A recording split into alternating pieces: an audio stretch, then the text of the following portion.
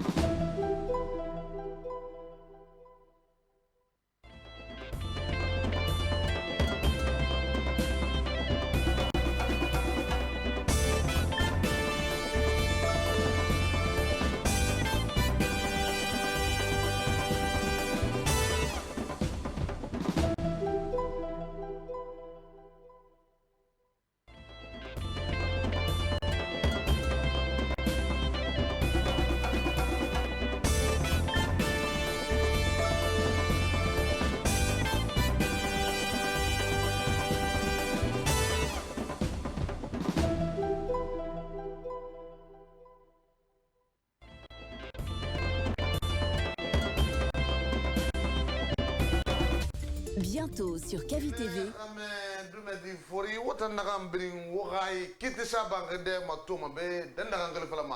Audience de rire. Naam. Tanamo. Tanayum. C'est quoi Kobe? Nkobe. Mais yoko ni kobe na quoi.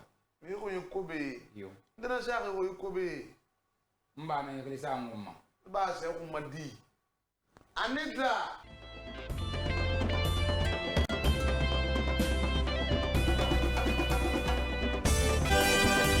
Merci de nous retrouver sur l'ensemble synchronisé de nos médias. C'est parti pour plus d'heures de débat avec nos différents invités ici en plateau et en ligne. Nous aurons des différentes interventions avec les sujets au menu du jour. Nous commençons par cette première actualité, il faut le rappeler. Les pourparlers entre le gouvernement et l'intersyndicale de l'éducation entrepris ce jeudi. D'après le porte-parole de l'intersyndicale, 3 points majeurs ont finalement intégré à l'ordre du jour les indemnités de logement et de transport totalement absentes au départ, la situation des anciens contractuels non retenus, y compris ceux de Conakry, un sujet d'abord écarté par le gouvernement selon le porte-parole de l'intersyndicale. La situation des anciens contractuels non retenus, y compris ceux de Conakry, un sujet d'abord écarté selon le porte-parole de l'intersyndicale. J'y reviens parce que c'était très important. Et le paiement des primes de fonction des cadres du secteur de l'éducation. Alors, ces points avaient-ils vraiment été oubliés lors des précédentes rencontres?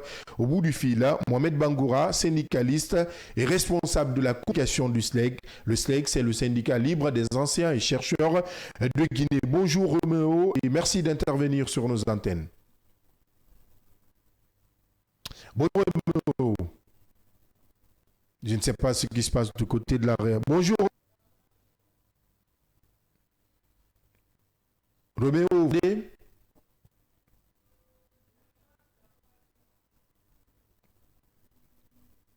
Roméo, bonjour. Souci de liaison, nous allons essayer de, en tout cas, joindre à nouveau qui est le responsable de communication du SLEG, SLEG dirigé par Dame Kadia Touba, SLEG d'Aboubakar Souma également, il faut le rappeler, Mohamed Bangoura Roméo, que nous essayerons de joindre et pourquoi pas joindre également l'autre frange, c'est le porte-parole de l'intersyndicale FSPE, SNE, qui est moi, Aboubacar Gesto Camara, qui sera avec nous dans cette émission. On essaie toujours d'avoir Roméo. Bangoura Roméo, bonjour. On me signale que ça ne va pas de ce côté. En attendant de régler en tout cas tout ce qui est liaison de ce côté, on va se tourner vers cet autre sujet.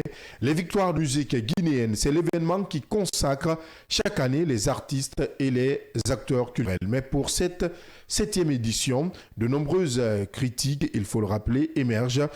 Que valent réellement les sondages? Pourquoi les favoris du public ne sont-ils pas toujours ceux du jury? Le mécanisme est-il transparent? Pour en parler, je reçois ici sur ce plateau Monsieur Moussa Doumbouya. Il est le directeur général de la radio Yoliba FM. Bonjour, bienvenue.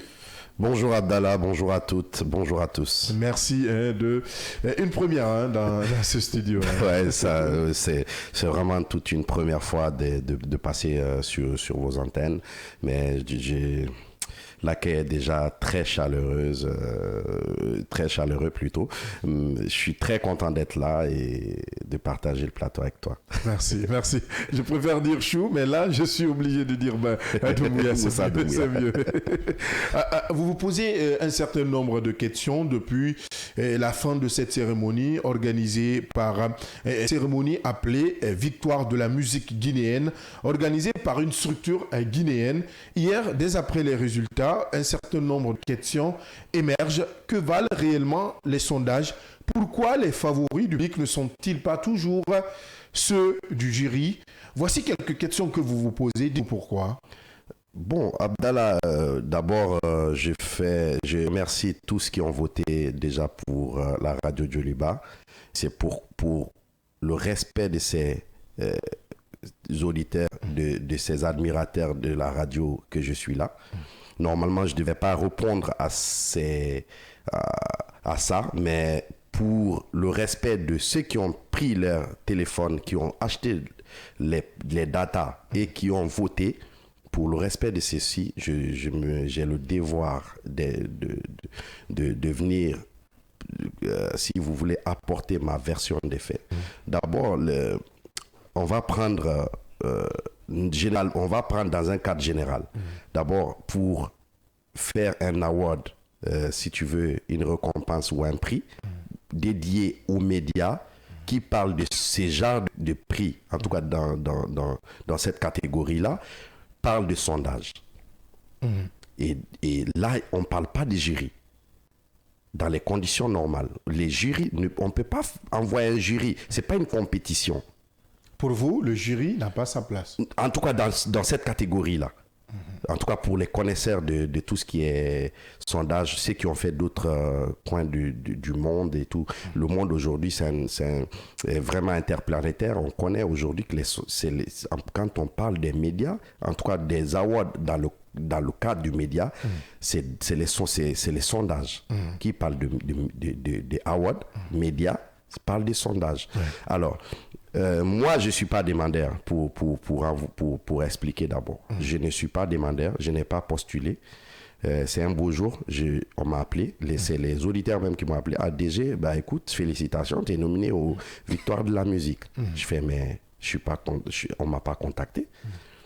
Et n'est qu'hier que je suis rentré d'ailleurs en contact avec le promoteur de l'événement. Hier, jour de cérémonie. Bien sûr. Parce que d'abord, j'ai compris qu'il y avait déjà quelque chose qui se préparait. Je savais déjà certains nombres de gagnants. Pas même, c'est-à-dire avant l'événement. Je connaissais, hein. Et j'ai les preuves. Si les organisateurs le veulent, je les invite en plateau, quand ils voudront, et aux médias de leur choix. D'abord, j'ai appelé le promoteur. Peut-être, c'est maintenant, il va savoir c'est qui est derrière Djoliba. Je l'ai demandé, j'ai dit bonjour Angelo, il m'a dit j'ai dit bonjour Bouba, parce que pour les autres, ils l'appellent Angelo, mais moi, pour vous dire que je le connais, ça fait très longtemps, je l'ai appelé. Je dis ça va, il me dit ça va, il dit c'est qui? Je dis c'est M. Doumbouya, de la radio Djoliba. Il m'a dit ah ok, comment tu vas? Je dis ça va. Je dis mais tu sais que les sondages, quand on prend dans le cadre du sondage, je suis en tête. Hein. Après moi, il y a d'autres radios. Il dit, ouais, je sais, mais bon, vous savez, il y a les jurys. Je dis, non, les jurys n'ont rien à voir dedans. J'ai chahuté avec lui, j'ai dit, mais si je ne suis pas, j'ai pas le prix, j'aurais un sérieux problème avec toi personnellement. Je l'avais dit. Mais attention, là, vous le menacez. Non, je ne l'ai pas menacé. Je n'ai pas dit, je l'ai dit, et puis je l'ai répété, ici, il peut témoigner. Je l'ai dit, je n'ai pas de problème je n'aurais pas de problème avec VDM. Hein. J'aurais des problèmes avec toi personnellement, l'organisateur. Maintenant, pourquoi vous l'avez menacé? Parce que je savais déjà les prix. D'abord, c'est-à-dire, il m'a dit d'abord, quand je l'ai dit, il m'a dit, bah écoute, toi, je ne sais pas, hein. J'ai dit non. C'est là où je l'ai dit, j'ai dit, dans ce cas, si je n'ai pas, j'aurais un problème avec toi. C'est-à-dire que quand on prend, vous êtes journaliste, hein, je sais que vous êtes très curieux, parce que le journalisme aussi, ça va avec ça. Vous savez quand même, jusqu'à 0h avant-hier, où le sondage devait finir, vous savez qu'il y avait une radio, 2 radios, 3 radios, en tout cas plusieurs radios avant Ado. Ça, vous le savez. Alors, si on me dit, le promoteur, l'organisateur même me dit que moi, il y a Ado, il y a match, mais à quel match alors?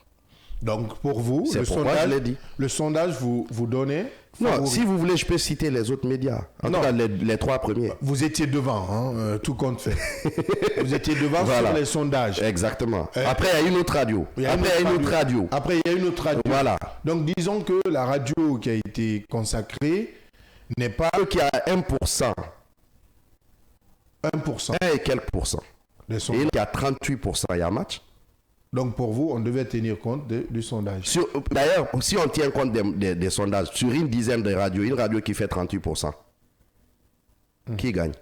Celle qui fait 38%. Alors, donc c'était pas une menace. Mais est-ce que dans les critères, et les organisateurs vous ont dit, attention... Mais quand tu nomines quelqu'un, tu le contactes. Vous n'avez pas été contacté. Je te dis, je ne suis pas demandeur.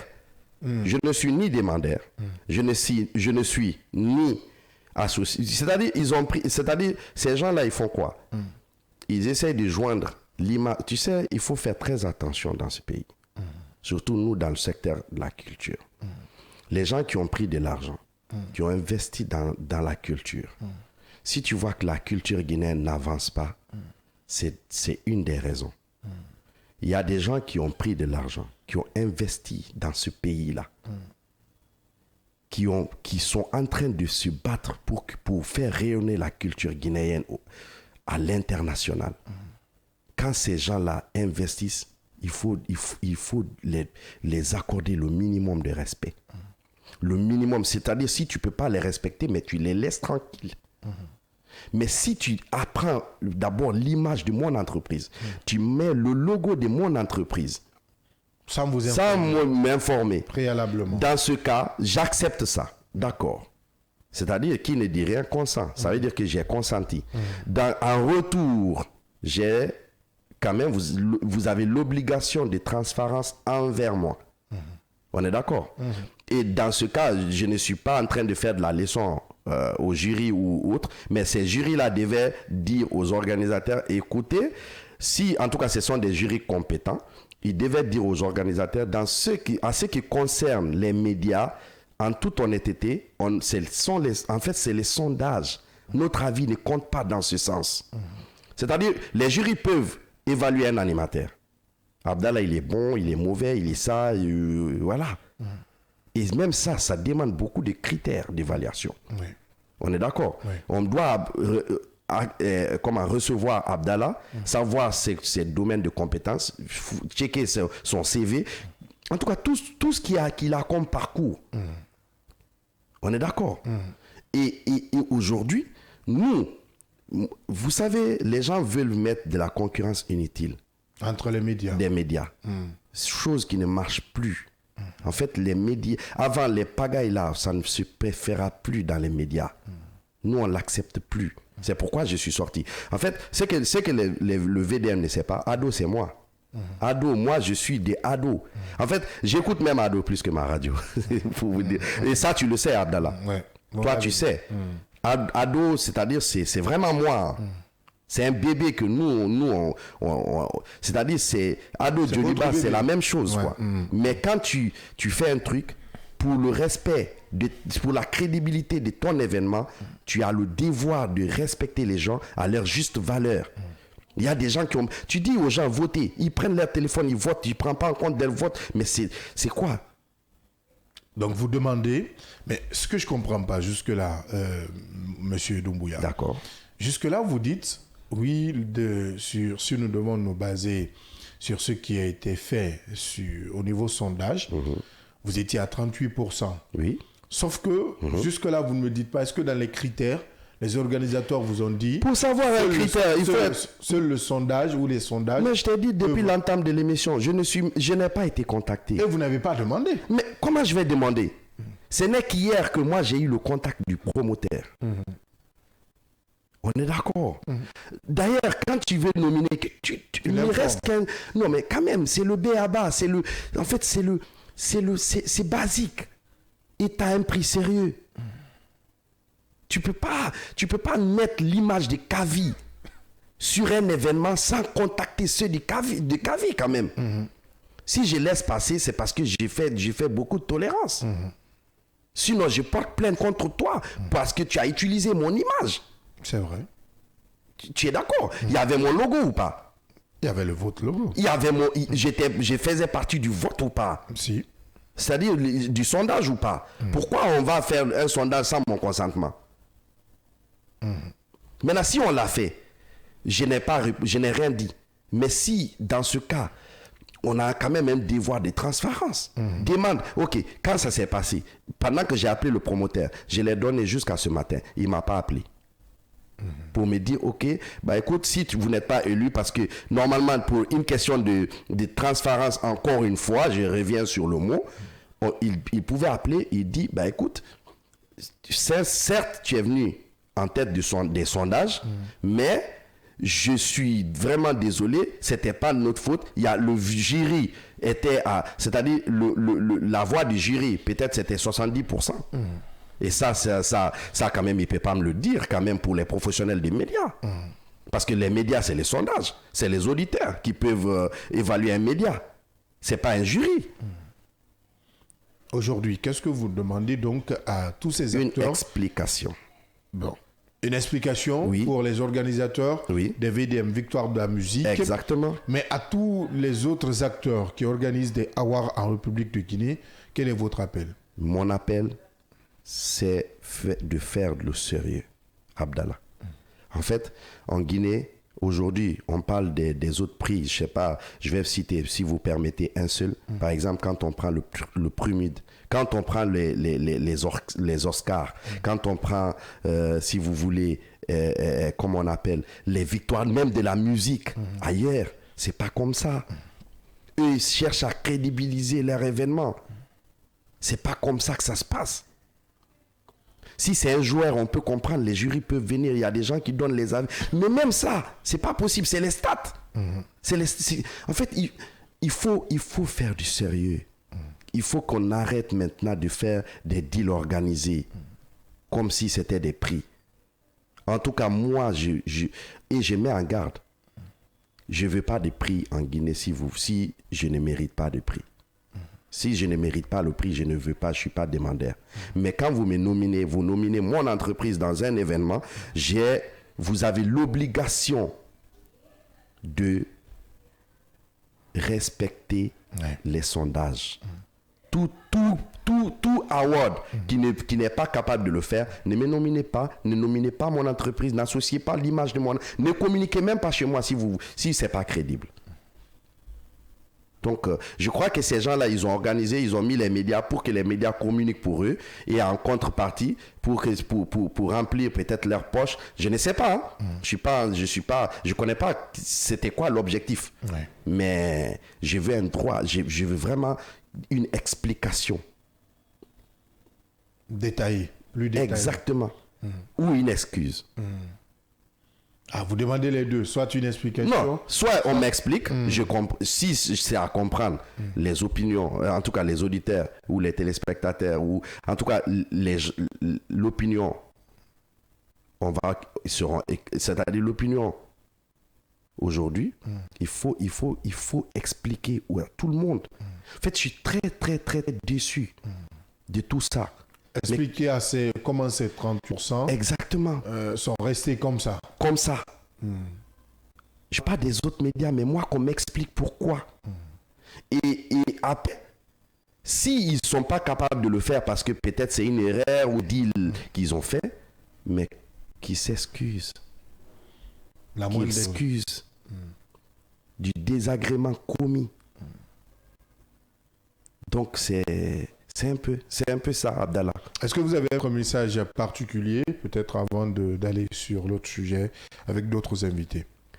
Non, ça va. Je pense qu'aujourd'hui, le message c'est envers mes auditeurs, envers ceux qui sont vraiment les admirateurs de la radio. Je présente mes excuses d'avoir, par exemple, permis notre participation aux victoires de la musique. Je suis vraiment désolé. Et surtout, vraiment mes sincères remerciements à ceux qui ont pris leur téléphone, acheté du data parce que c'est de l'argent qu'ils ont dépensé pour ne reste que visiter la page de cet événement, pour voter pour ma radio. Franchement, je les remercie du plus profond du cœur.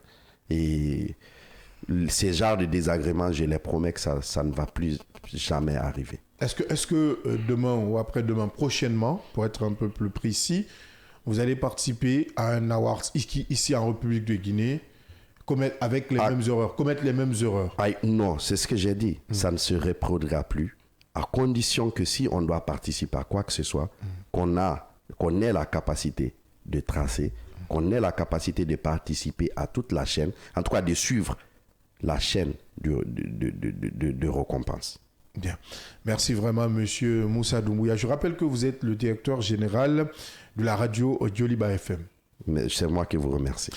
Une courte pause et derrière, on parle des pourparlers dans le secteur éducatif guinéen.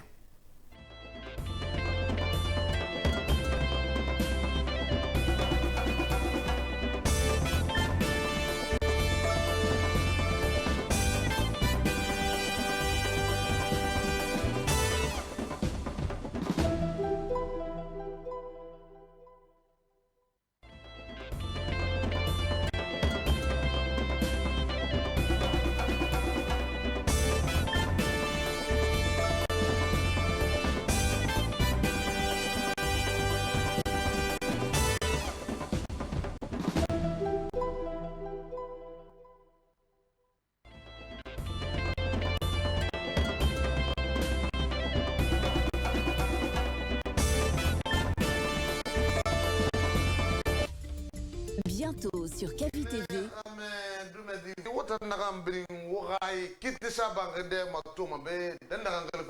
Audience de rire. Naam. Tanamo. Tanayo. Sakobe. Nkobe. Mais yoko ni kobe na quoi. Kobe. Yo. Dana saka ko Kobe. Mba na yekele sa. Ba se ko madi.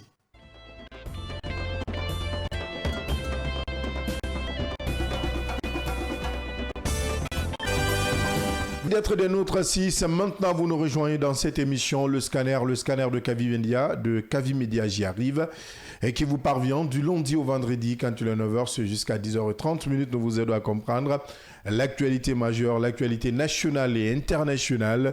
Je vous l'annonçais tantôt, les pourparlers entre le gouvernement et l'intersyndicale de l'éducation ont repris ce jeudi. D'après le porte-parole de l'intersyndicale, 3 points majeurs ont finalement été intégrés à l'ordre du jour.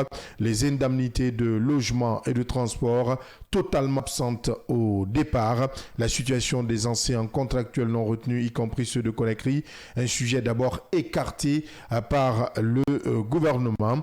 Alors, ces points avaient-ils été vraiment oubliés lors des précédentes rencontres? Au bout du fil, Mohamed Bangoura Roméo, syndicaliste et responsable de communication du SLEG. Bonjour Roméo. Bonjour à vous, bonjour à votre studio, bonjour à vos millions d'auditeurs.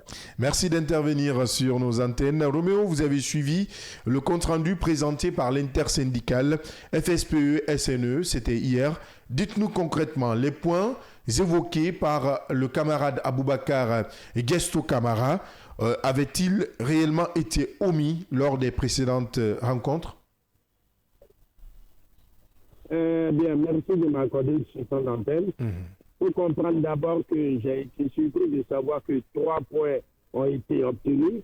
Je ne sais pas ce qu'on appelle l'obtention de 3 points. Et aussi, il faut dire aux uns et aux autres que l'intersyndicale de l'éducation, depuis les indépendances jusqu'à la création du SLEG, l'intersyndicale de l'éducation, c'est la FSE et le SLEG. C'est seulement l'année dernière, avec un protocole d'accord, que nous avons intégré le syndicat national d'éducation SNE à l'intersyndicale. Donc aujourd'hui, parler de l'intersyndicale et dit FSE et SNE, regardez les dates de création, vous conviendrez avec moi tout ça que la plaisanterie. Bien, en ce qui concerne ce protocole, ce qu'on appelle point obtenu, regardez dans le mémorandum, vous allez comprendre avec moi que dans ce mémo, nous avons parlé des primes de transport, des indemnités des primes de transport et des logements.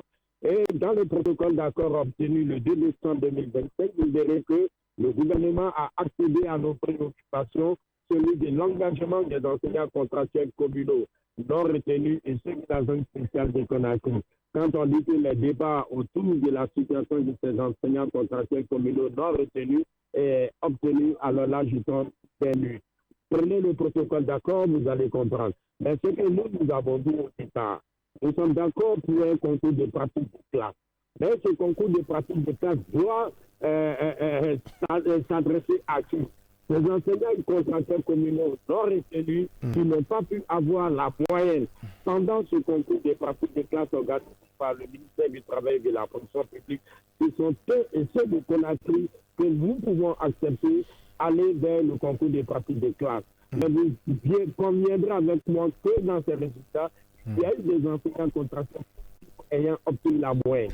Vous les avez 16 des moyennes, 15 des moyennes, 14 des moyennes et 12 des moyennes. Et nous avons été surpris que ces enseignants ont échoué.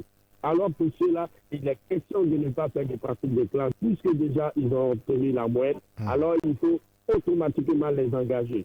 Ceux qui sont en dessous des 10 des moyennes et ceux de la zone spéciale des Conakry, ce sont ceux qu'il faut envoyer vers le concours de pratique de classe, parce qu'il est vrai que nous voulons leur engagement, mais il ne faut pas aussi ramasser du n'importe quoi pour envoyer dans nos concessions scolaires. Donc, lorsque, pour la circonstance, le porte-parole Aboubakar Gesto Camara dit que de nouveaux points ont été inscrits dans la plateforme revendicative, en ce moment, je tombe des nues. Ce n'est pas vrai. Prenez le protocole d'accord, prenez le mémo, vous allez comprendre que tout ce qu'ils sont en train de dire, c'était inscrit dans la plateforme revendicative et ça a été débattu autour de la table avec la partie gouvernementale. Il était mieux pour eux, pour pouvoir justifier tout cela, de rester autour de la table de négociation plutôt que de créer la chaise vide. Nous avons obtenu dans ce protocole d'accord l'intégration à la fonction publique de ces enseignants contractuels communaux de la zone spéciale, communaux non retenus, des enseignants contractuels de la zone spéciale d'école à clé. Donc pour moi, pour le moment, la seule chose obtenue, c'est le protocole d'accord du 2 décembre 2025. Mais au-delà de ça, aucun point n'a été obtenu. Rien n'est obtenu. Tout ce qui est obtenu est consigné sur papier que nous avons appelé protocole d'accord, signé par le SLEG, signé par le syndicat national de l'enseignement technique et de la formation professionnelle et signé par le gouvernement guinéen. Mais maintenant, Roméo, et peut-être une question, une curiosité. Est-ce que le SLEG a participé à ces travaux? Ou à ces parler? Est-ce que le SLEG a participé à ces travaux? Hier, je parlais d'hier, oui. Mais évidemment. C'est nous qui dirigeons les débats. Voici comment les choses sont réparties. SLEG assure la présidence, la FS assure la vice-présidence, et le porte-parole là a été donné au SNE. Regardez la vidéo, vous avez à côté. La camarade secrétaire générale du SLEG, Mme Kadiatouba, l'on dit que nous n'avons pas participé. Moi-même, j'étais présent dans la salle. Les 4 ministres étaient là, le ministre du Travail et de la fonction publique, le ministre de l'enseignement technique et de la formation professionnelle, le ministre de l'enseignement universitaire et de l'alphabétisation, le ministre de l'enseignement supérieur et le ministre du Travail et de la fonction publique.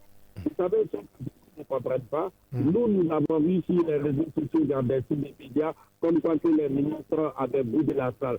Et les ministres d'enseignement autour de la table de négociation pour discuter et qui sont représentés par les techniciens des différents départements. Donc, nous sommes dans la salle. Moi, je n'ai pas voulu apparaître devant la caméra parce que je savais que le compte rendu que je devrais avoir n'était pas un compte rendu fidèle. Mais attention, là, Roméo, il y a un souci. Non, mais s'il vous plaît, c'est ma position, je donne. Non, je comprends votre position. Je ne veux pas parler de votre position. Dans votre communication, que nous avons obtenu des points. Mais ça veut dire quoi? Ces points étaient déjà inscrits dans la plateforme revendicative. Et cette question des prix, indemnité des prix de logement, indemnité des prix de transport, prise en charge des prix de fonction des différents cadres hors décret, sont inscrits dans le statut particulier. La question qu'il faille se poser, nous sommes venus, nous avons déclenché la grève parce qu'on a dit aux enseignants, on a dit aux chefs d'établissement qu'on pourrait procéder à la bonification de les primes de fonction et qu'on pouvait donner un statut particulier. Mais si aujourd'hui, on vient, on se met devant la même caméra pour dire que nous avons obtenu la bonification de l'indemnité des primes de logement et du travail des corps, nous allons citer un protocole d'accord. Le seul point obtenu, c'est le protocole d'accord, jusqu'en date. Bien. Maintenant, je disais tout à l'heure qu'il y a quand même un problème. Un problème aujourd'hui à soulever forcément. Vous m'avez appris tout à l'heure que la présidence est assurée par le SLEG. Le SLEG, c'est le syndicat libre des enseignants et chercheurs de Guinée. Il y a le SNE qui assure le porte-parole là. Mais bien avant, il y a la FSPE, la Fédération syndicale et des professionnels de l'éducation, FSPE. FSPE vice-présidente, vice-présidence FSPE, présidence le SLEG, le porte-parole là, le SNE. Sauf que, vous dites tout à l'heure que le SNE est en train de donner un compte rendu que ni la présidence ne confirme. Pas le SNE. Oui. Pas le SNE. Pas le SNE, mais plutôt le porte-parole de la circonstance de ces négociations. Oui, c'est ce que je suis en train de dire. Le porte-parole de la circonstance de ces négociations appartient quand même au SNE, si je ne me trompe. Oui, mais il ne parle pas en tant que SNE. Il parle en tant que l'intersyndical d'éducation FSPE SNE pour cette négociation. Pas en tant que SNE.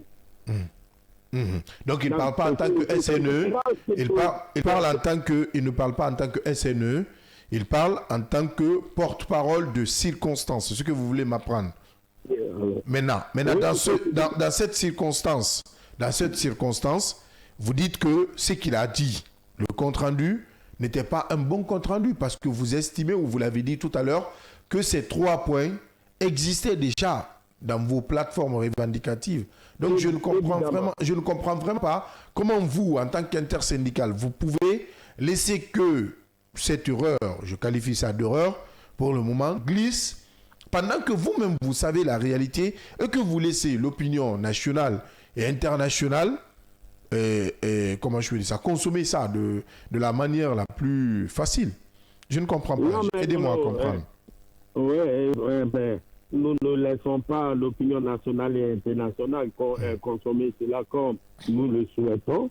Nous avons compris que le retrait du Sénatu allait être un obstacle pour la révision, la relecture, la signature et l'application d'un statut particulier qui encadre aussi la gestion des carrières. Parce que beaucoup d'enseignants n'ont toujours pas compris le concept statut particulier. Pour eux, l'obtention d'un statut particulier peut avoir automatiquement des centaines de millions de francs. Pourtant, c'est un document qui encadre la gestion de carrière des enseignants national. Lorsque nous avons compris ça, avec l'insistance du président Boubacar Souma et de la secrétaire générale d'Amkadiatouba, nous nous sommes dit plutôt qu'il est sorti les vides de ces négociations. Pourquoi ne pas aller extirper du statut particulier la bonification de certains normes telles que la communauté, la préparation et la paiement des documentations. Ce que nous avons fait, nous avons réussi aux enseignants et enseignants. En ce qui concerne les indemnités de jugement, c'est transversal. La prime de pension, elle est aussi transversale parce qu'elle s'applique à tous les agents de l'État. Ce ne sont pas des primes qui sont spécifiques à l'éducation, mais plutôt des primes qui sont accordées à l'ensemble des agents de l'État de la République. Nous sommes allés, nous l'avons logé dans le statut particulier et il est aussi inscrit. Ce n'est pas une autre chose. Cela est inscrit dans le mémo. Cela est inscrit dans le statut particulier. Même la part des fonctions de cadre hors décret 2024, cette est aussi inscrite dans le statut particulier. Donc pour nous, il n'y a rien de nouveau. Même l'engagement des enseignants contractuels communaux non retenus et ceux de la zone spéciale des Conakry, si honnêtement l'on prend le protocole d'accord obtenu le 18 2027, vous allez voir dans ce protocole d'accord la partie gouvernementale. Le gouvernement a accédé à l'impôt. Au départ, ils n'ont pas voulu la simple et présenter. À partir du moment où la plupart des enseignants contractuels non retenus ont obtenu la préparation, ce qui n'était fait au plan entre eux et la communauté. Mais nous nous sommes dit, Roméo, je comprends tous ces points que vous évoquez, hein, mais le souci est que aujourd'hui, à vous entendre, à écouter le compte-rendu de camarade Boubacar Gesto, on sent qu'il n'y a comme pas de communication au sein même, ou une bonne communication au sein de l'intersyndicale de l'éducation. Il faut quand même reconnaître. Il faut reconnaître. Non. Là, je vous arrête. Allez-y, expliquez-nous. Lorsque nous sortons dans la salle des négociations, Aboubakar Gesto Camara a la latitude de l'intersyndicale d'éducation de parler en son nom. C'est pourquoi c'est lui qui se dirige directement vers la presse. Si ce qu'il dit diffère de ce qui a été entretenu dans la salle, il faut apporter des contradictions. C'est ça la vérité. Mais vous n'avez pas apporté une contradiction. C'est nous peut-être que nous sommes pas devant la caméra, s'il vous plaît, arrêtez. Non, pas devant la caméra. Pas devant la caméra. Il a dit hier nuit, vous m'avez appelé, maître, je vous donne des explications. Nous sommes sortis de la salle hier, pour obtention. Les débats sont réunis entre le dimanche et le mardi. Peut-être c'est à partir de là-bas que les différents points que nous considérons comme étant des priorités seront débattus et le gouvernement fera des propositions. Lorsqu'un accord sera obtenu entre la gouvernementale et l'intersyndicale de l'éducation. C'est en ce moment que nous disons que nous avons obtenu quelque chose. Mais en attendant, rien n'est obtenu, aucune revendication n'a été acceptée parce que tout ce que la FSU et l'USNU ont déposé, c'est tout le mémo et c'est tout dans le statut particulier d'éducation. Il faut dire la vérité. Il ne faut pas aller faire le mature. Ce qui n'existe pas, disons-le. Ce qui existe, disons-le avec humilité.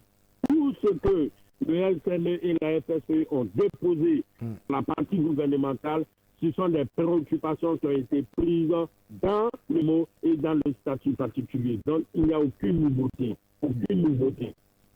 Bien. Là, j'écoute le porte-parole du SLEG ou j'écoute le porte-parole, le responsable de communication du SLEG ou j'écoute le syndicaliste Mohamed Bangoura. Parce que là, je veux poser une question peut-être sur les deux points. Le syndicaliste Mohamed Bangoura. Bien. Et au moment où vous entendez le porte-parole du syndicaliste des anciens chercheurs guinéens. Ça me permet donc de poser cette question. S'il vous plaît, vous êtes un journal d'investigation. Vous avez la latitude d'estimer les propos syndicalistes. Si ce que je suis en train de dire, aujourd'hui, c'est le peuple d'église dans son entière majorité qui m'écoute. Si ce que je suis en train de vous dire sont à l'hiver, je vous donne aussi la latitude de dire et de penser tout ce que vous voulez contre moi. Il n'y a aucune nouveauté apportée à la plateforme revendicative. L'adjuvement des enseignants contractuels, la bonification des prix du logement et du transport, le paiement des prix de fonction des cas hors du gré du GPA sont des préoccupations qui ont été prises dans les mots et se trouvent dans le statut particulier que nous sommes en train de résoudre. Bien. Tout ce que je suis en train de dire sont des manifestes, sont des mensonges. Et en ce moment, je vous donnerai donc de ne plus m'accorder des temps d'antenne. Et en ce moment, non, on ne va pas arriver à ce stade, je crois. Juste pour vous dire que je suis en train de... Maintenant, Roméo, on va récapituler pour les auditeurs et téléspectateurs, puisque le réseau s'est dégradé entre-temps. Vous nous faites comprendre ce matin qu'hier, dans la journée d'hier, il n'y a pas eu une avancée majeure. Ça, c'est il n'y a eu aucune avancée hier.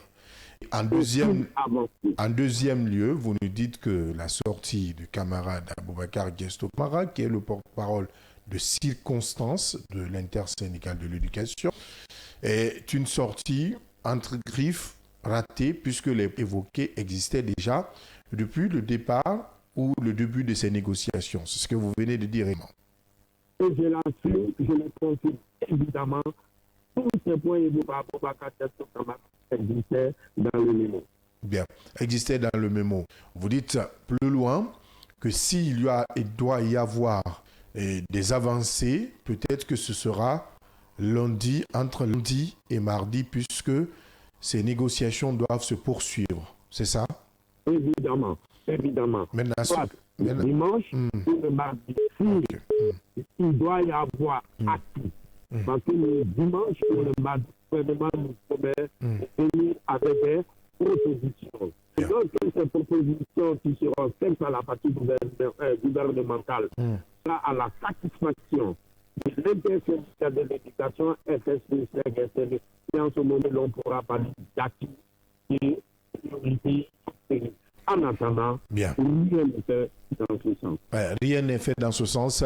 Mohamed Bangoura Roméo, syndicaliste, il est également responsable de communication du SLEG. Merci Roméo d'être intervenu chez nous. C'est moi qui vous remercie. Évidemment, on a au bout du fil celui qui a quand même tenu ce discours hier, qui a fait ce compte-rendu au nom de l'intersyndicale. Celui aujourd'hui, selon Roméo, qui sans doute, selon Roméo, a raté sa communication puisque pour lui et selon lui, ces points se trouvaient dans la plateforme revendicative déposée par l'intersyndicale. On me signale que Aboubacar Gesto Kamara est déjà au bout du fil. Gesto, bonjour, bienvenue dans le scanner. Bonjour Gesto. L'équipe de Kader. Merci d'intervenir chez nous ce matin, Guesto. Vous avez suivi avec assez d'attention, je le sais déjà, le camarade Mohamed Bangoura Roméo, qui est le responsable communication du STEG, en même temps syndicaliste, présent dans la salle, qui tient mordicus à cette assertion que je vais répéter tout à l'heure. Et il n'y a pas eu d'avancée majeure, il n'y a pas eu d'avancée hier. Et ce qui a été dit par le camarade Guesto existait déjà dans la plateforme revendicative déposée par l'intersyndical. Donc, aucun point n'a été obtenu. Est-ce que vous partagez cet avis? Est-ce que pour vous, c'était une erreur de communication hier, finalement? Bon, vous savez, lorsque vous respectez l'ordre de préséance dans la salle, c'est déjà extrêmement important. Vous savez, il y a des gens qui dirigent le débat et d'autres suivent le débat. Et il va sans dire aussi que la première des choses que nous avons estimé être importante, c'est bel et bien voir l'intersyndical revenir à des meilleurs sentiments.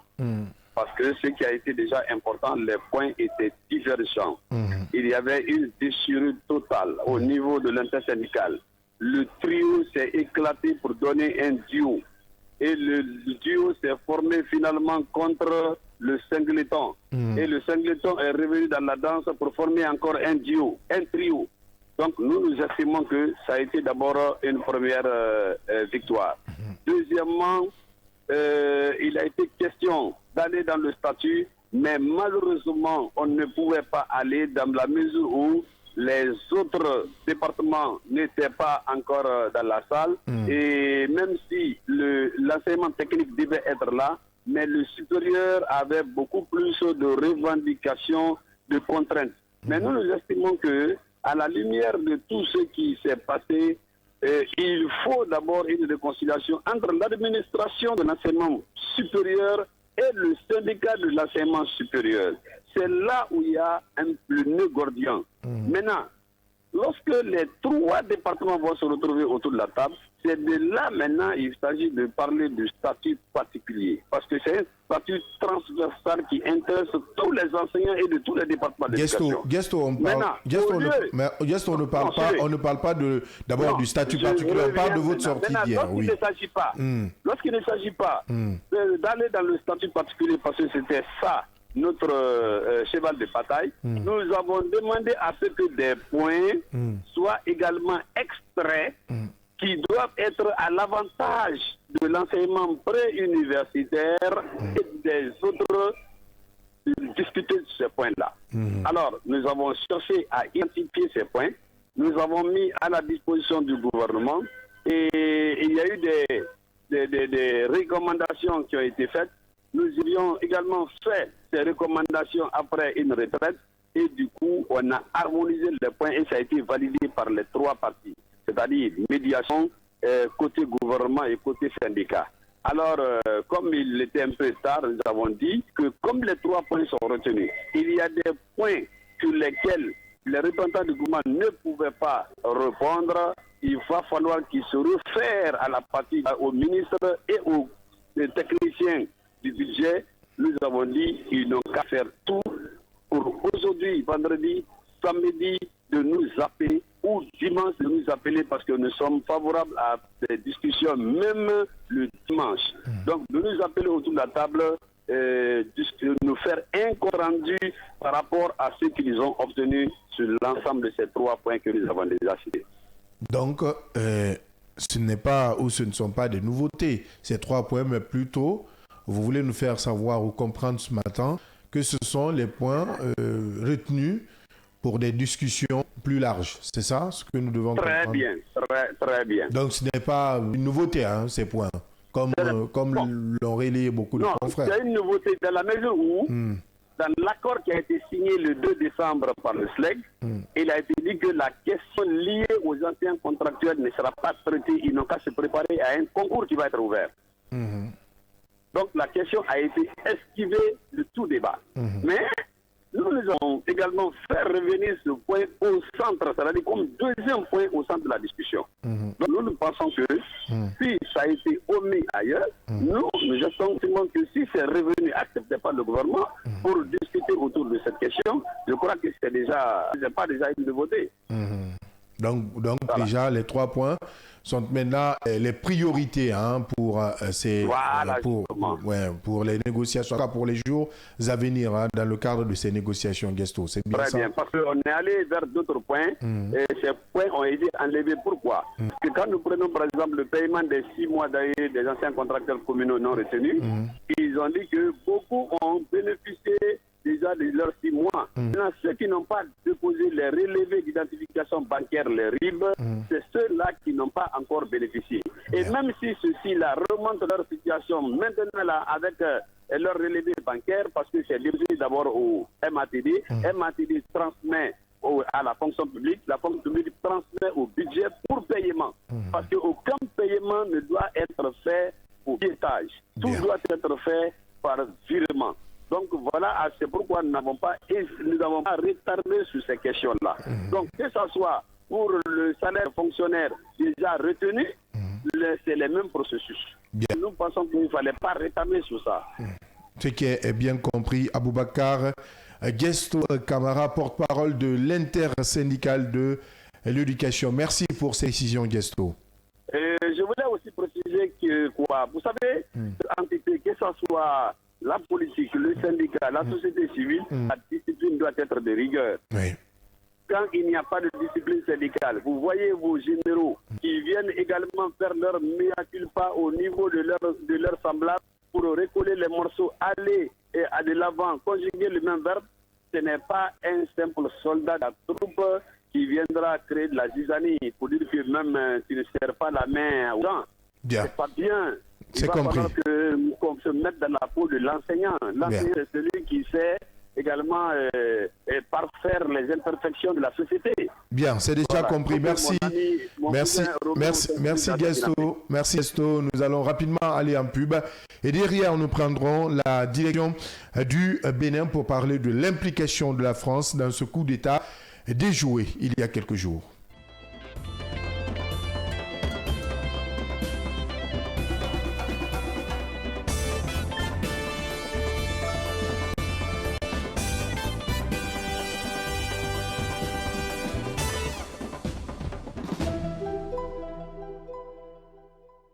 Chez Mondial Express, nous transformons vos voyages en une expérience inoubliable. Confiance à notre expertise pour des services de qualité supérieure. Grâce à notre service d'assistance visa, simplifiez toutes vos démarches administratives à travers nos experts. Avec notre service billetterie, réservez vos billets pour toutes les destinations du monde avec facilité. Profitez de notre flotte de véhicules modernes et fiables pour tous vos déplacements à travers notre service de location de véhicules. Grâce à notre service d'évacuation sanitaire, comptez sur notre service réactif et professionnel pour vos besoins médicaux à l'international. Assurez-vous d'un environnement impeccable avec nos services de nettoyage de qualité. Transportez vos marchandises en toute sérénité grâce à l'expertise de notre service de transit. Développez vos compétences d'agent de voyage avec nos formations spécialisées suivies de stages pratiques au sein de nos équipes. Contactez-nous dès aujourd'hui au plus 224 613 00 39 69 ou au plus 224 613 00 39 70. Nous sommes situés à Mankpa, 4e avenue, immeuble Dabo, commune Kaloum.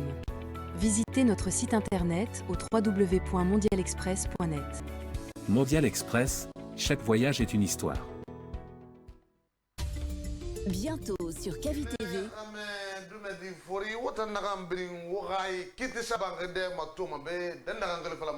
Audience de rire. Naam. Tanamo. Tanayo. Shakura Nkobe. Nkobe. Mais yoko ni Kobe na quoi? Yoko ni Kobe. Yo. Ndana shaka ko. Mba na ngeleza ngoma. Ba se umadi. Anita. Oui, Monsieur le Président. C'est quoi Anita? Anita Indian Glina. Indian Gali. Indian Nira. Yo nseti bore Indian Nara, nseti bore Africain. Seti bore Indian bore Africain. Parce que nga Indian Nara mbaba na Africain. Nga Indian Gali di. Agal ne kade ba kuruma. Pourquoi? No ga na sama na sembego. Agrik baka hui. Agrina na ahuina. Donc hui lu madi ine bing du me ve bata bo fule gini nye. Ahui alo na lance de ket. Ndene lance de ket woli shori nana.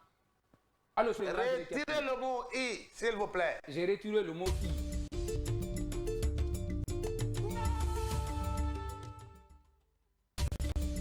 Bientôt sur Kavi TV. Notre collaboration, les liens existants entre la communication et l'Union des radios du Guinée ne fait pas donc non à cette règle. Mais comme on l'a dit, il s'est avéré que les deux entités, chaque en ce qui lui concerne, est animé, a toujours été animé par bon sentiment de faire en sorte qu'il y ait une véritable liberté de la presse, la liberté de...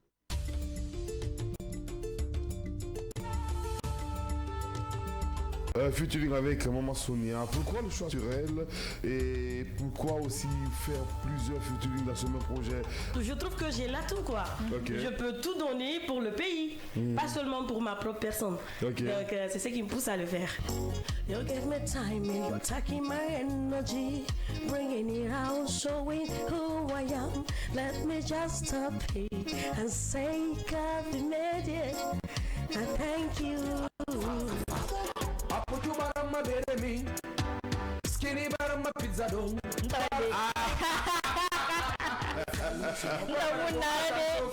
Danger, danger, il y a danger. Kavi TV qui m'a même fait danger, danger, il y a danger. On a crié souris, il y a danger. On a crié souris.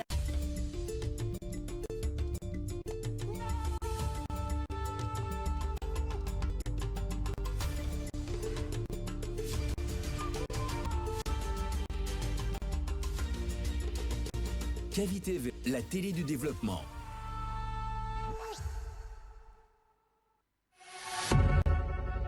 Vous pouvez désormais suivre l'ensemble de nos programmes via notre application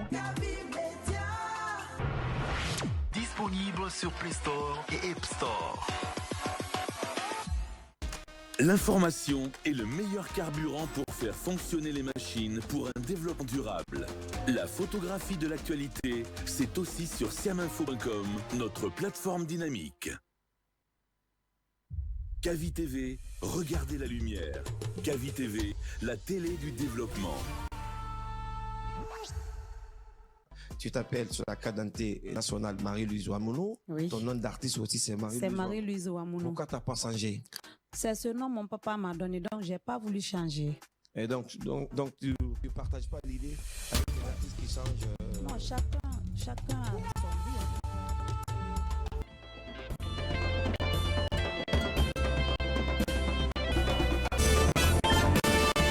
Merci de nous retrouver dans la deuxième et dernière partie de cette émission, le scanner de Kavi Media qui vous parvient du lundi au vendredi.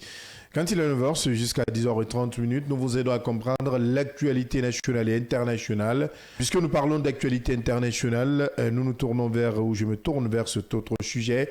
Coup d'État déjoué au Bénin. L'appui français a été déterminant selon plusieurs sources. Une intervention discrète mais visiblement décisive. Il parle d'un appui de surveillance, d'observation et de soutien logistique fourni à la demande de Cotonou. Mais jusqu'où la France est-elle dans cette opération? S'agit-il d'un soutien technique ou d'une implication encore plus profonde?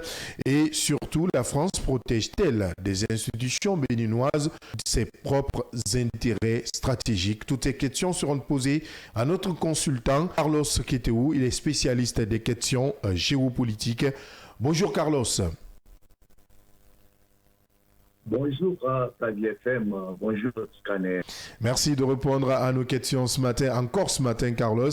Selon l'Élysée, l'appui de la France a inclus un appui en termes de surveillance et d'observation et de soutien logistique fourni à la demande des autorités de Cotonou. Paris indique également que le président Emmanuel Macron a assuré un effort de coordination et d'échange d'informations avec les pays de la région durant la crise. Le chef de l'État français disais, c'est d'ailleurs entretenu, c'était dimanche avec son homologue béninois Patrice Talon, visé par les putschistes.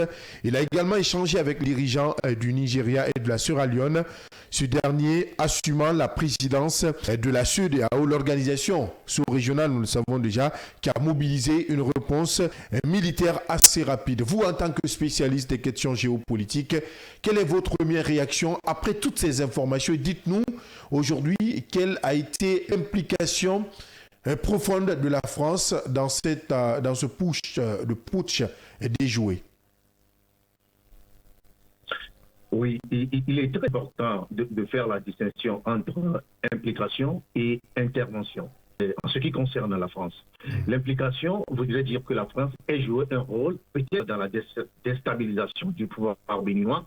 Certains l'ont pensé avec les réseaux sociaux qui vont très vite dans les fake news aux côtés des putschistes, ce qui serait pas possible, c'est totalement impossible.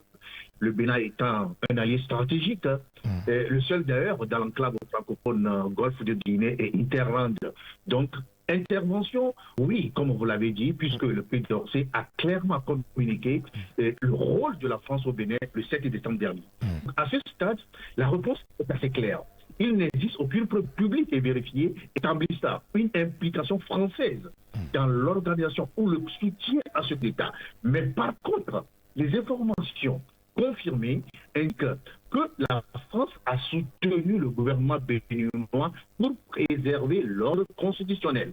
Et ce qui est très important à retenir, c'est que c'est à la demande des autorités béninoises. À un moment donné, où la tension était perceptible, où la menace de coup d'État était assez forte, le président Patrice Talon, à travers les forces armées béninoises, ont appelé la France au secours, autant la France, autant la CEDEAO. C'est ça qui a fait intervenir directement le Nigeria avec la force en attente qui a été déployée de façon automatique. Donc, la France a apporté un soutien logistique et de renseignement à la demande des autorités béninoises afin de faire échec à une tentative anticonstitutionnelle. Ça, même au niveau du droit international, cela se justifie quand un État est en crise de tentative de renversement anticonstitutionnel, il est de son devoir d'appeler la communauté internationale ou les alliés à une intervention. Aucune enquête indépendante aujourd'hui, aucun élément judiciaire ne vient aujourd'hui contredire cette version de la France qui est intervenue dans un cadre de sollicitation des autorités béninoises. Mais maintenant, Carlos, comment interpréter l'accusation portée par certaines sources politiques ou médiatiques contre la France dans ce coup d'État déjoué? Oui, ces accusations s'inscrivent dans le climat régional de forte défiance envers Paris. Vous savez que depuis un certain temps, Paris est accusé de tous les noms d'oiseaux de continuer à intervenir directement ou discrètement dans certains pays africains après les difficultés que Paris a eues avec les pays du Sahel, Mali, le Burkina et le Niger. Donc, depuis cette rupture, la France est devenue une cible politique, même une politique facile dans les récits des crises, surtout avec la montée des courants panafricanistes qui mettent la France comme l'élément perturbateur, l'élément encombrant l'épanouissement de l'Afrique. Donc on assiste à une guerre de perception, coopération militaire égale pour faire discours, ingérence. Donc c'était un schéma classique, quand une crise éclate, on cherche un acteur extérieur pour simplifier un problème souvent international. Et vous savez, autant que moi aujourd'hui qu'au Bénin, il y a un courant panafricaniste dirigé par Kémy Séba, qui fait de la France l'élément vraiment perturbateur de tout ce qui se passe au Bénin. Donc, comprenez que très vite, avec la sortie de Kémy Séba à l'annonce du coup d'État, ce narratif, naturellement, d'accusation de la France va très béninois et même l'opinion africaine. Je comprends tout ce que vous développez aujourd'hui avec tout ce qui est toutes ces accusations portées contre la France, mais quand même il y a néanmoins des questions ou une question qui taraude l'esprit. La France dispose-t-elle aujourd'hui, au regard de tout ce qui s'est passé ce 7 décembre, la France dispose-t-elle d'intérêts géostratégiques au Bénin qui pourrait quand même la pousser à intervenir directement ou indirectement dans la scène politique? Les intérêts géostratégiques, je pense que la France dispose des intérêts géostratégiques. Vous savez que aujourd'hui, le Bénin qui se situe au niveau du golfe de Guinée, qui se trouve aujourd'hui être la proie de toutes les puissances internationales. Si on voit aujourd'hui l'intervention de la Russie à travers certains pays du Sahel, on a besoin du golfe de Guinée pour pouvoir créer un couloir pour atteindre les pays du Sahel qui sont soutenus par la Russie. Donc, c'est normal que toutes les puissances, que ce soit au niveau des États-Unis, au niveau de la France, au niveau de la Russie, veulent contrôler le golfe de Guinée qui est partagé par le Bénin notamment, par le Togo, par le Nigeria, par le Ghana qui est un pays anglophone, pour arriver peut-être à créer non seulement un couloir de transport et de transfert des biens, du matériel, mais aussi un couloir pour arriver à combattre le djihadisme qui se développe au nord de ces pays. Donc l'intérêt stratégique pour la France est d'abord le golfe de Guinée et aussi la lutte contre les courants djihadistes qui se développent au nord de ces pays. Donc la France, qui se trouve un allié aujourd'hui naturel et stratégique du Bénin, devrait également jouer ce rôle dans cette tendance. Donc les intérêts français au Bénin sont assez clairs. La stabilité politique, la lutte contre le terrorisme et la sécurisation du golfe de Guinée. Donc un coup d'État au Bénin aurait affaibli un partenaire stable et ouvert un nouveau front d'instabilité aux portes du Sahel. Donc d'un point de vue stratégique, ce serait une erreur pour Paris de rester à l'écart d'un coup d'État qui se prépare pour pouvoir lui arracher ce dernier stratégique qui se trouve être le Bénin. Vous parlez évidemment tantôt de cette crise qui existe entre la France et les pays du Sahel. Vu ce qu'on peut qualifier peut-être d'ingérence française au Bénin, quelle peut être la perception pour notamment pour l'AES, l'Alliance des États du Sahel? Oui, vous savez, la question de l'influence de la crise sahélienne pèse énormément sur ce qui se passe au Bénin. Depuis 2020, les coups d'État du Sahel ont profondément modifié la lecture des événements politiques en Afrique de l'Ouest. Et l'AES ne fait plus partie de la SAO, la CEDEAO qui est l'allié institutionnel de l'Europe et par rapport à la géopolitique internationale. Donc, toute présence aux paroles françaises est désormais interprété à travers un prisme anti-ingérence, parfois indépendamment des faits. Le Bénin n'échappe pas donc à cette dynamique régionale et le Sahel aujourd'hui reste dans une position de pouvoir élargir un peu ses frontières des pays qui semblent être un peu hostiles à l'Est. Vous savez que le Bénin autant que la Côte d'Ivoire sont un peu en conflit avec les États du Sahel, tout simplement parce que ces pays ne veulent pas rentrer dans un contexte de contestation et de conflit avec non seulement l'Occident, mais aussi avec la France, mais aussi ces pays veulent préserver la CEDEAO qui se trouve être l'élément moteur de la sous-région. Donc le Sahel a influencé et continue d'influencer un peu ce qui se passe au Bénin. Et ce n'est pas tout. Cela reviendra, ça rebondira, non seulement au Bénin, mais dans beaucoup d'autres pays de la bande du golfe de Guinée, notamment au Togo, qui aujourd'hui joue un rôle important dans tout ce qui se passe au niveau de la sous-région. Mais tout ce qui se passe. Mais puisqu'on parle de la France, mais la France est venue en aide au Bénin, hein, suite à l'appel du Bénin. Aujourd'hui, pour vous qui êtes spécialiste en géopolitique, comment le gouvernement béninois communique-t-il sur cette affaire? Puisqu'on entend peu même le gouvernement béninois sur cette aide française. Le message du gouvernement béninois est ferme et cohérent. Le président Talon a confirmé que la tentative aurait été déjouée par les forces loyalistes avec l'appui des partenaires régionaux, notamment le Niger et la CEDEAO. Ça, c'est Patrice Talon qui l'a annoncé le 8 décembre 2025. La République a tenu bon. Les auteurs de cette trahison répondront de leurs actes. Et le gouvernement promet des poursuites judiciaires et insiste sur la légalité de l'aide extérieure sollicitée. Patrice Talon l'a dit assez clairement. Et il a aussi évoqué le fait que des partenaires ont aidé à déjouer cette tentative de l'État, d'où l'intervention de la France sur la surveillance et la fourniture des renseignements.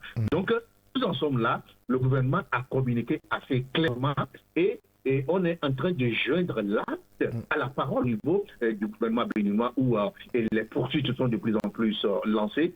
On attend les résultats un peu des enquêtes internationales au niveau des renseignements pour savoir exactement qui a fait quoi et qui a joué quel rôle, non seulement mais aussi au niveau des pays voisins, au niveau de la géopolitique internationale, qui a joué quel rôle dans le renversement du pouvoir de Patrice Talon. Dans le renversement du pouvoir de Patrice Talon, il y a également ces populations béninoises aujourd'hui qui ne doivent pas qu'on ne doit pas laisser en reste.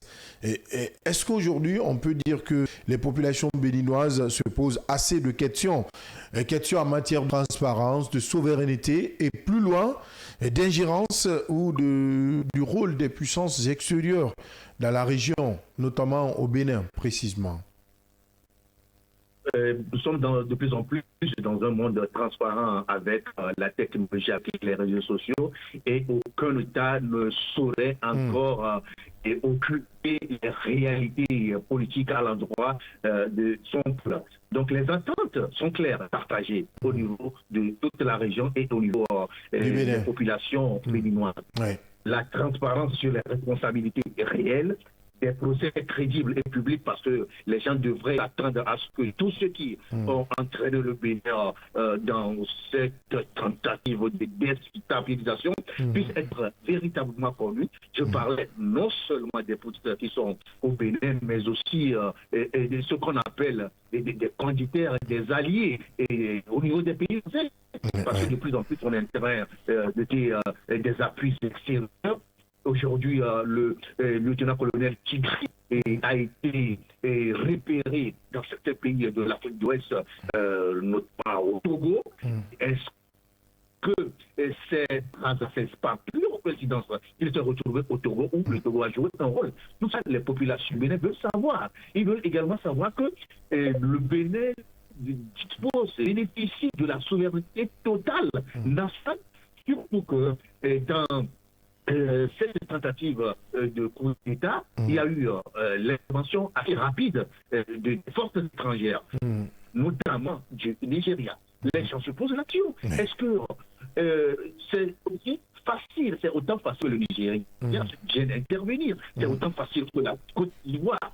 C'est pas des éléments illico, presque pour intervenir dans notre pays. Les gens se posent la question sur le reste total de la souveraineté nationale du Bénin. Et puis les peuples africains ne veulent plus de zones grises ni des décisions prises dans l'ombre en ce qui concerne leur destin. Donc les gens sont de plus en plus exigeants au Bénin, au niveau des autres pays, sur la transparence en matière de communication en ce qui concerne la souveraineté des États.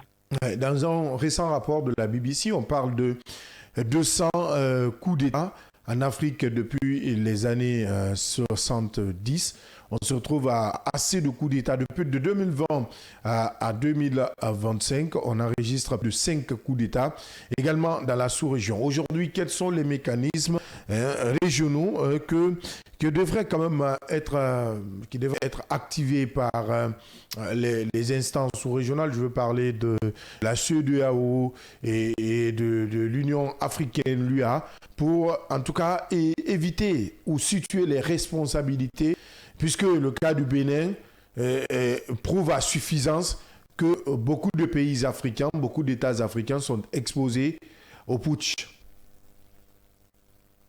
Oui, pour une fois, la CEDEAO a joué un rôle prépondérant, un rôle important qui est devoir régalien pour cette institution ouest-africaine. La CEDEAO a fermement condamné la tentative de coup d'État et a rappelé son engagement à défendre l'ordre constitutionnel. Ça, c'est selon le communiqué. La CEDEAO dit qu'elle condamne fermement toute tentative de changement anticonstitutionnel et réaffirme son engagement en faveur de la stabilité régionale. Il y a l'Union africaine qui a de son côté exigé le respect strict de la constitution béninoise. Donc, cette affaire illustre un peu la réalité géopolitique majeure. Et la méfiance régionale est devenue plus rapide que la preuve. Donc, je répète que la méfiance régionale est devenue plus rapide que la preuve. Donc, à l'ensemble d'éléments factuels, seule une lecture rigoureuse protège la vérité et la souveraineté et les États. Parce que les mécanismes dont vous parlez aujourd'hui, ce sont d'abord les mécanismes juridiques et constitutionnels. Il faudrait, comme la plupart des analystes le disent, qu'on commence par amener les États à respecter les principes établis de façon juridique, de façon normative au niveau des institutions, au niveau de la CEDEAO, au niveau de l'Union africaine. Il y a des règles, il y a des protocoles qu'il faut respecter. Et la multiplication des coups d'État est due à quoi? Est due tout d'abord à la manipulation des constitutions, à la manipulation des textes. Et vous voyez pour le cas du Bénin, et le protocole additionnel de la CEDEAO le dit assez clairement qu'il ne doit pas, aucun État ne doit changer la constitution un an avant les élections. Mais nous sommes à 6 ou à 7 mois des élections présidentielles et le gouvernement béninois s'est entêté à changer la norme constitutionnelle, à retirer la Constitution. Cela constitue aussi un élément qui a joué contre Patrice Talon. Heureusement que la CEDEAO est venue à la rescousse, mais ce que les populations attendent, ce que les analystes géopolitiques attendent de lui, est que les États africains, notamment de la CEDEAO, puissent contrôler les changements constitutionnels et les tentatives de certains chefs d'État de se maintenir contre la volonté populaire afin de pouvoir préserver et de prévenir les coups d'État qui viennent naturellement des frustrations et des mécontentements des gens qui ne veulent pas laisser un seul parti politique, un seul homme à diriger de façon illégale et illégitime les États. Merci Carlos Ketou. Je rappelle que vous êtes spécialiste en géopolitique et consultant de cette émission. Merci Carlos. C'est moi qui vous remercie. C'est la fin de cette émission, mesdames et messieurs, vous l'avez compris. Et nous quittons sur ces mots de Carlos Ketou, notre consultant spécialiste en géopolitique. Merci à vous, auditeurs et téléspectateurs. Merci à la régie, à l'équipe technique, à la production, à la réalisation. Merci pour votre attention. On se reprend la semaine prochaine, même heure, même fréquence, avec la même énergie pour d'autres sujets d'actualité. Pourquoi pas avec d'autres acteurs de la vie nationale et internationale. D'ici là, prenez soin de vous et restez en compagnie des programmes du seul et unique média de développement en République de Guinée.